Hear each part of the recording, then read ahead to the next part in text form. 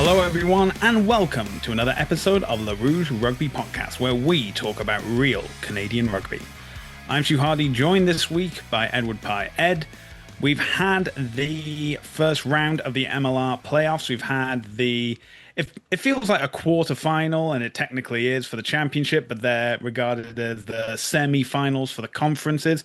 But we've had four games held originally meant to be over 2 days, but because of the storm in Houston, pushed that game onto the Monday. So it's been four games over 3 days, and yeah, it's been quite some interesting rugby going on. I know we made our predictions at the end of last episode. It seems some of them came to pass, some not so much. But let's go in. We'll start with the games in the East, and we'll kick this off with the game of Chicago versus DC. So, this was a pretty close affair to begin with, mainly a question of kicking from the boot. Chicago was then able to get that intercept and get that try to get them on the board. And, a very close affair. It seemed as Chicago was getting that head of steam, DC was starting to show indiscipline. Final score, Chicago 27, DC 16. So, what do you make of this game, Ed? I think like if you go and look at the stats for the game, DC, if you look at all the attacking stats, DC has the top players right across the board for all of the attacking stats. They made all of the play in this game, but that just goes to show you if you then look at the defensive stats, Chicago is all of the players at the top of the defensive stats are all Chicago players. So it just goes to show you that in playoff rugby, defense is your main weapon. And Chicago really put in a huge defensive shift. I mean, when we're looking at Canadian players for Chicago, Mason Flesh, another big game, 15 tackles. Rumble had two turnovers. So it's great to see those Canadian players doing well in a team that is defense orientated and are pushing that strategy into the playoffs and is doing well for them. Yeah, ultimately, I think defense was basically a huge thing for any of the playoff games that happened this weekend. I think now that you've come to the realization that, bonus points don't matter anymore. All you got to focus on is not only scoring, but ensuring that your opponent doesn't score as well. And, this may be preaching the obvious, but it absolutely matters when it needs to. But yeah, I think Chicago were ultimately the better team. But if we're going to talk about better teams on the day, we have to talk about New England and Miami. God, this was pretty one-sided right from the off. I mean, the first try within the first minute, I think that set the tone for the majority of the game. I remember looking back on the highlights and seeing a number of forward passes from New England, and I was like, how was the? I know you said at the end of last episode, Ed, that you didn't like the TMO like stepping in, calling anything back. But when it's something that obvious, it has to have the mic in the air and just be like, hang on. Even Ray Charles could see that was forward. Well, I've got more bugs to bear for this week as well because the TMO buzzed in multiple times incorrectly, in my opinion.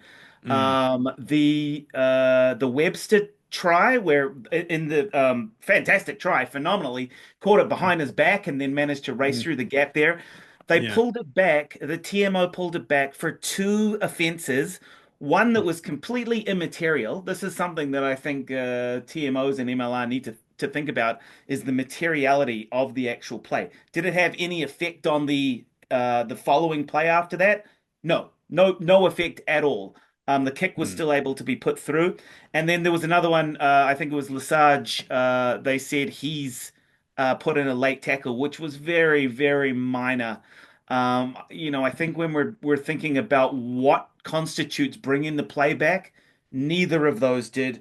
There was also in the Utah game, trainer got yellow carded and a penalty try for knocking the ball down, which it looked to me from the angle that I was looking at that he knocked the ball backwards, which is not mm. even a penalty.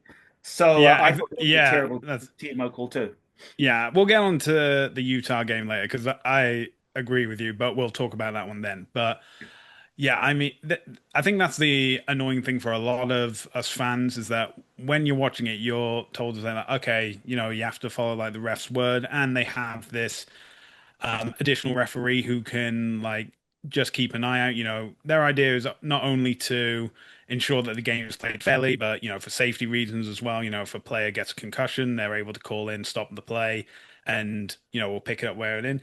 I think for that Brock Webster try was fantastic. The ending was great. The catch was great. The initial catch where he dropped the ball, that was not so great. Because that was what it was originally called back for. I mean, yes, I fully agree with you of like player being tackled off the ball. That was somewhat immaterial to it, but the Brock Webster's original catch being knocked on, I'm like, okay, that was a fair call to make. But it's also as well as like I saw a pass so far forward, it was practically in the Atlantic Ocean from New England, and I'm like, how was this able to go on? But yeah, I don't want to say like Miami played badly. I think New England just had every answer to their strategy. They've obviously done the research into how because Miami clearly made it to the playoffs for the first time. New England, they've been here before, clearly as the two-time defending champions. Um, but yeah, I think it's one thing that's been noted about New England is that they definitely put like the research in. They are drilled into like, okay, this is what has been happening throughout the league. This is what certain players have been doing, and this is how we believe we can, neutralize that threat. And they absolutely neutralized Miami completely in that game.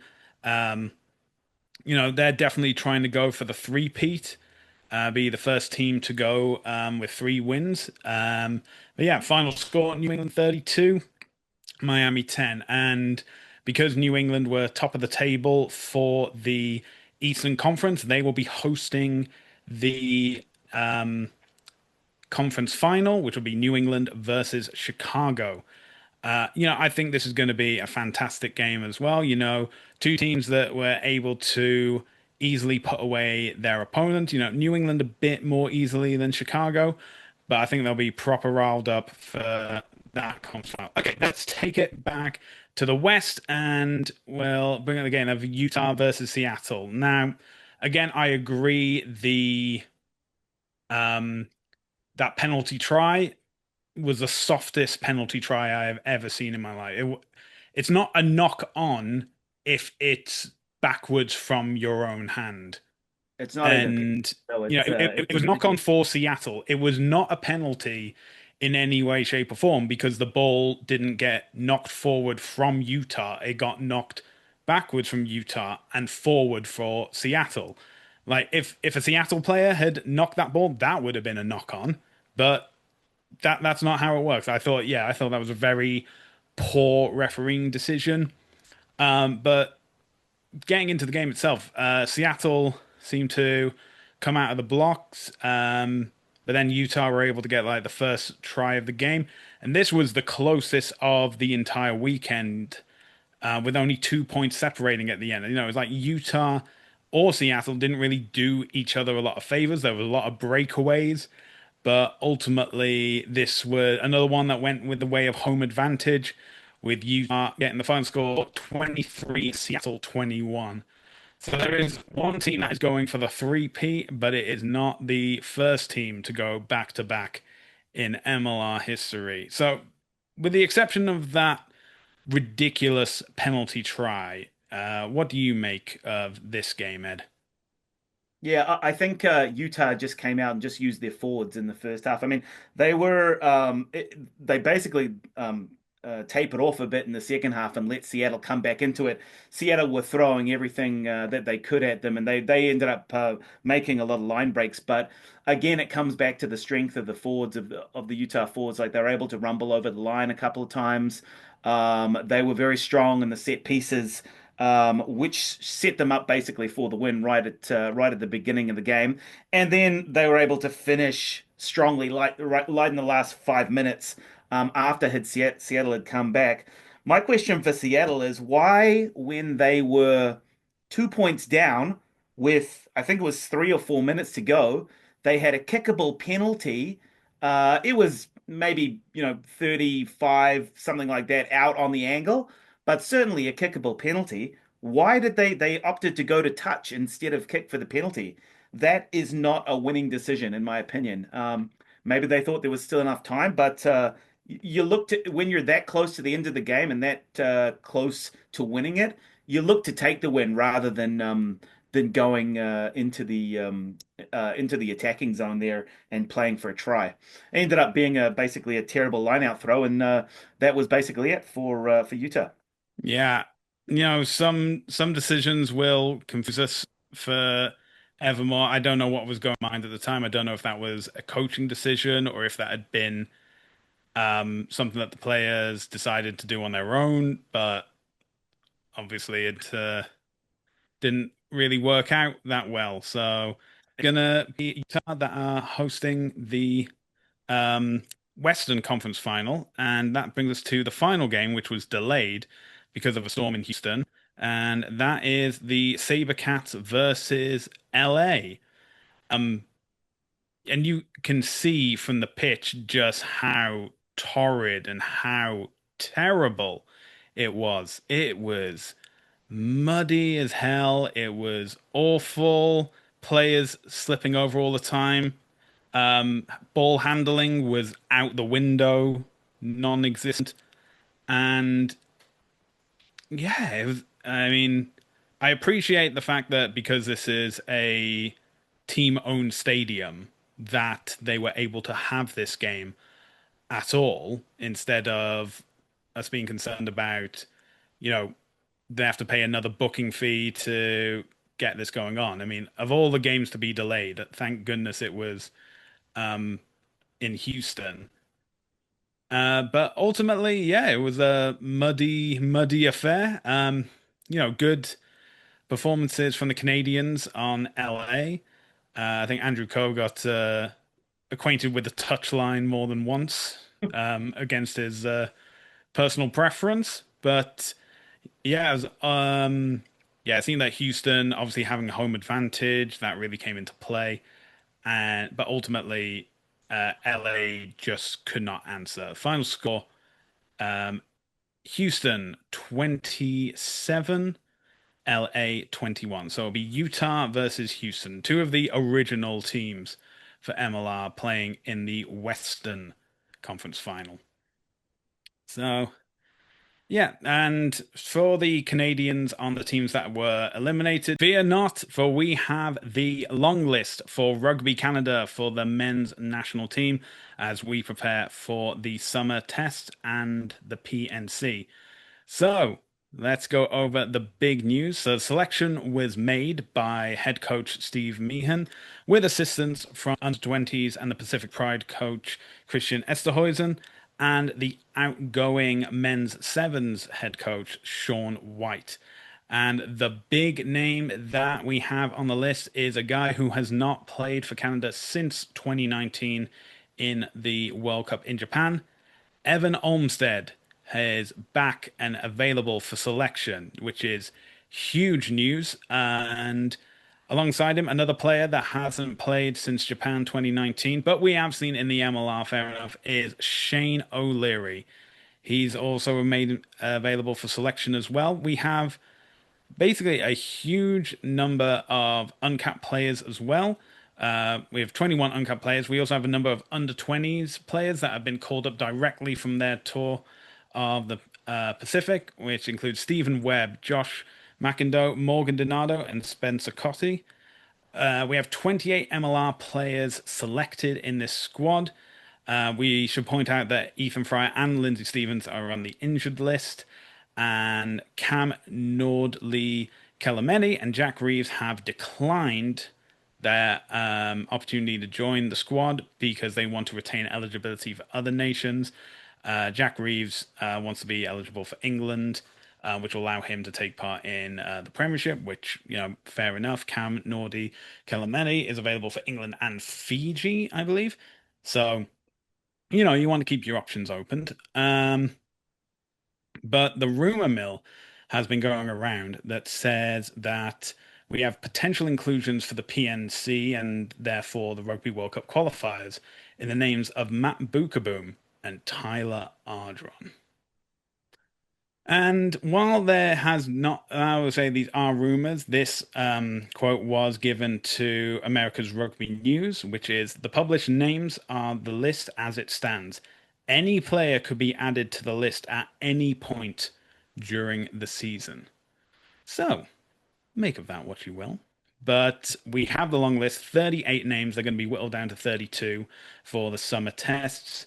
Um, Ed, if you're the head, if you were Steve Meehan in this point, and you got to say, right, it's decision time. Who are you taking for the test against Belgium and Spain?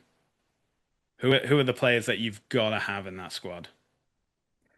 Yeah, so those players coming back, those are some good names to come back into the fold. I think when we're looking at the Canadian squad as it's shaping up at the moment, if you're looking to MLR as your sort of standard for, monitoring form and seeing who's actually going to be in the squad, backs wise, your outside backs are looking pretty good. You've got Coates doing well, Coe's playing well, Webster not named in the squad, but apparently he's going to be back for the PNC, but he's playing well as well. There's a number of good outside backs there that will be able to play at an international level. In your centers, Spencer Jones is playing particularly well. Lesage will probably partner him in the centre. So, and then there's a number of backups there as well in the centres. So your centres are pretty good. Your fly half and scrum half, that's where Canada might have a little bit of an issue. Nelson's been there for a while, good player, difficult to know how he's been going because he's been playing overseas. But the inclusion of McIndoe, the U20s player who has been dominating by all accounts through that tournament, plays in New Zealand, so he's obviously getting some regular high level games and competition. That might play well into the squad. Then if you're going into the loose forwards, this is where it becomes interesting because Olmstead coming back, obviously plays lock and loose forward.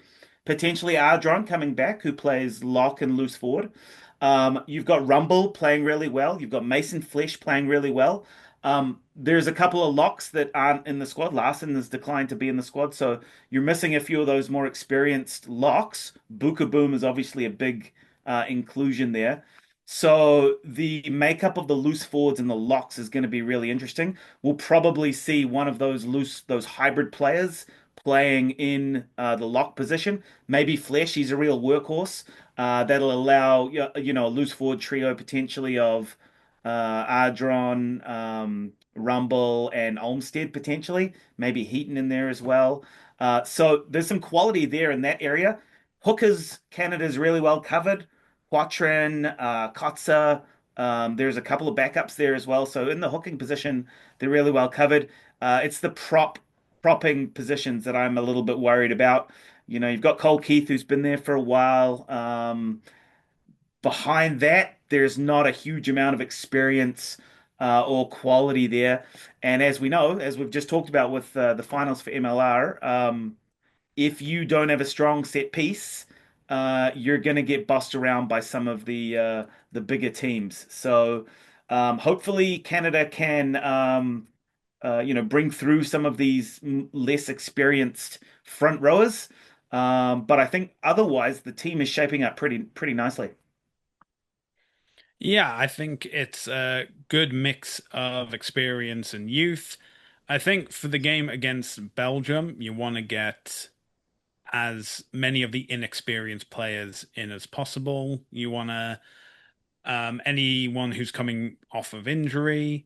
Um, yeah, remember, I think in the last two games that Canada and Belgium have competed in, Belgium have failed to score a point in those games.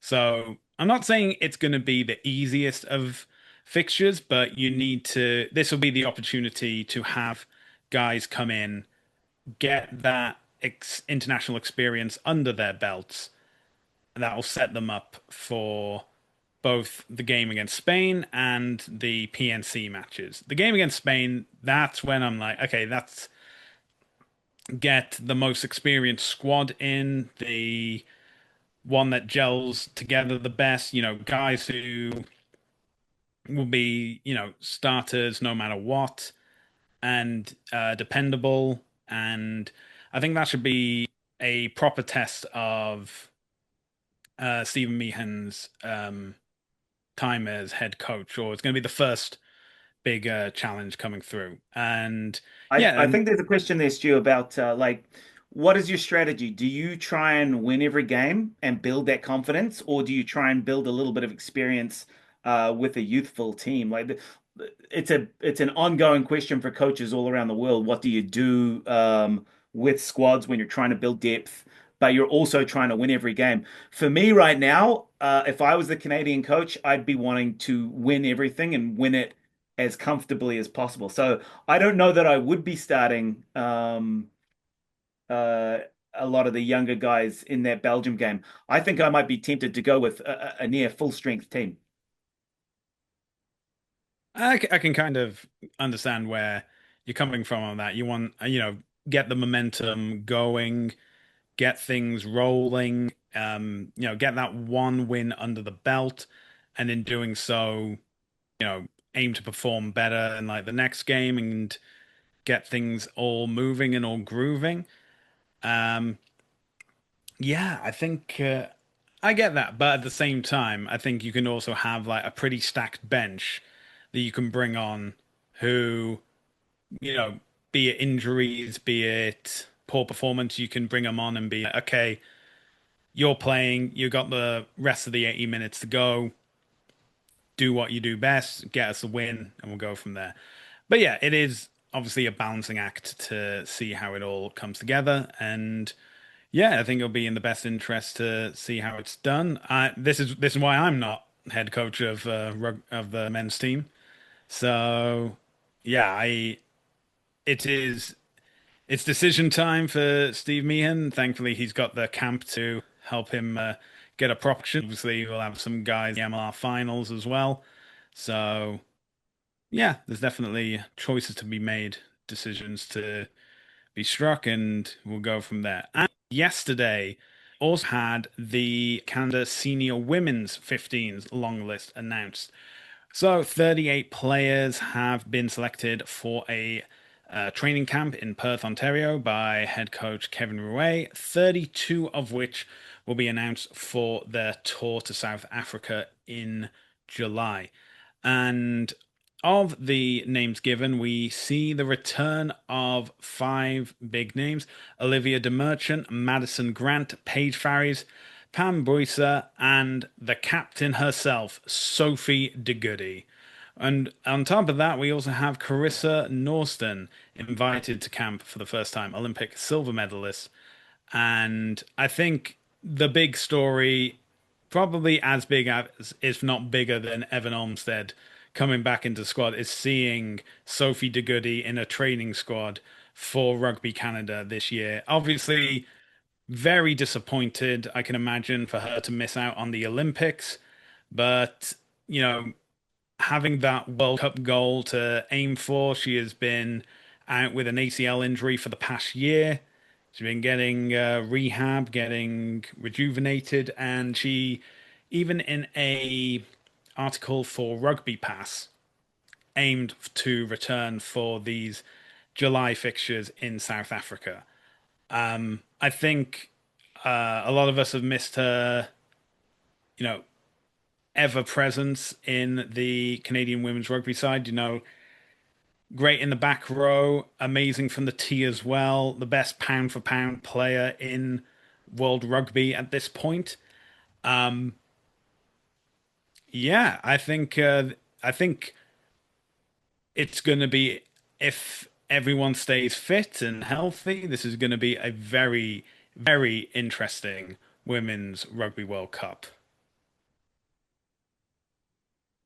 Yeah, it's too bad they don't rank when it comes to the world rankings, it's too bad that they don't rank forward packs and backs Mm. separately because I think the Canadian forwards would probably rank first or second in the world with the pack that they've got, especially with De Goede coming back.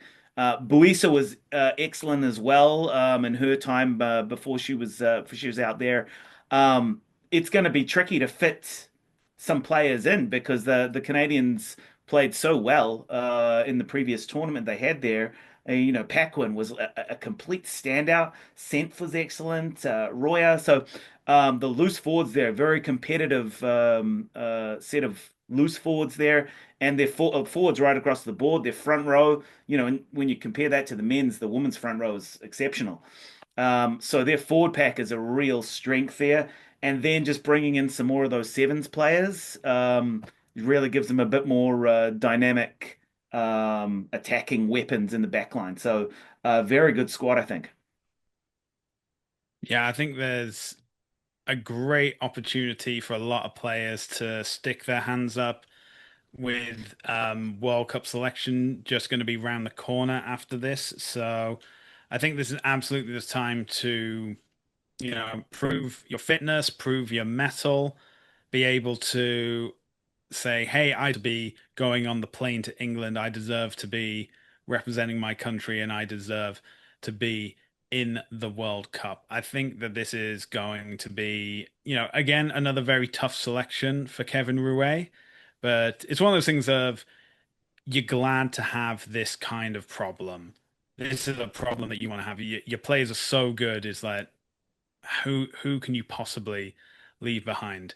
One player that has confirmed that they will not be returning as they have announced their retirement from international rugby is Sarah Cal Juvie, otherwise known as Juvie, and she announced earlier this week that um, she is retired from international rugby. She will no longer wear the maple leaf. I think speak for a lot of Canadian rugby fans that it was an absolute pleasure to watch her play. She has definitely left the maple leaf jersey in a far better place than when she first joined. And yeah, it's going to be disappointing not seeing her in the World Cup, but she's given us a lot of great memories, and we at the Rouge Rugby wish her all the best in the next stage of her career. So it's going to be a while and we see those games. However, coming up first will be the British and Irish Lions versus Argentina, and that will be available to Canadians on the Zone. As we open the podcast with MLR games, those will be available to Canadians for free on the Rugby Network. And now we just have to wait until those June and July tests take place. Those will all be on the home of Rugby Canada's broadcast, TSN. We'll tell you close to the time which TSN channel or if it's TSN Plus it'll be on. So keep an eye out on our social media channels. If you enjoyed this episode, be sure to check out more as well as our written pieces on our website, therougerugby.ca. You can also find this podcast on Spotify and YouTube. Make sure to like and subscribe, hit the bell notification, stay up to date with all our videos as we are across social media, including Facebook, X, Instagram, TikTok, Threads, and Blue Sky, all at the Rouge Rugby. Ed, where can people find you on social media? Yep, across YouTube, Instagram, Facebook, Rugby 101 underscore 2025. And you can find me across social media at Hardman, spelled H4RDMAN. Well, that's where we're going to end this episode. Ed, thank you for joining me, and thank you all for joining us for another episode of the Rouge Rugby podcast, where we talk about real Canadian rugby. We hope you can join us again next time.